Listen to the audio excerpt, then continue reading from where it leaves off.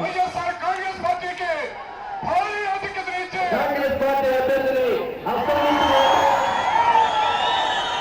थम चुके इस चुनाव के शोर के बीच एक बड़ा सवाल जो सबके जहन में गूंज रहा है कि क्या आंध्र प्रदेश में कांग्रेस अपना किला बचा पाएगी। वैसे जानकारों का मानना है कि कांग्रेस सरकार ने आंध्र प्रदेश के पूर्व मुख्यमंत्री वाईएसआर रेड्डी के बेटे जगन मोहन रेड्डी को उपचुनाव के वक्त जेल भेजकर खुद के पांव पर कुल्हाड़ी मार ली है।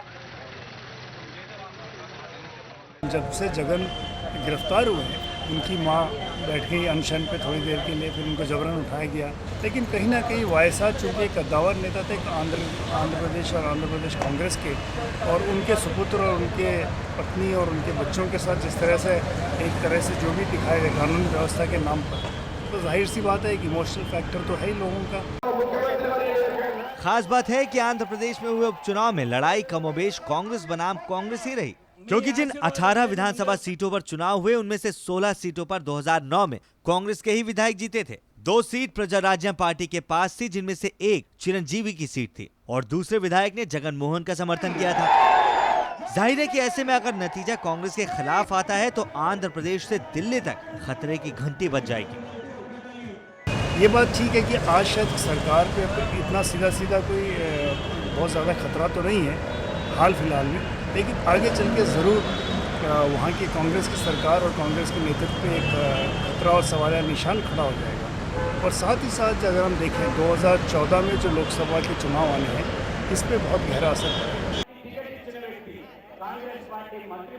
आपको बता दें कि आंध्र प्रदेश विधानसभा में 294 सीटों में बहुमत के लिए चाहिए 148 सीट,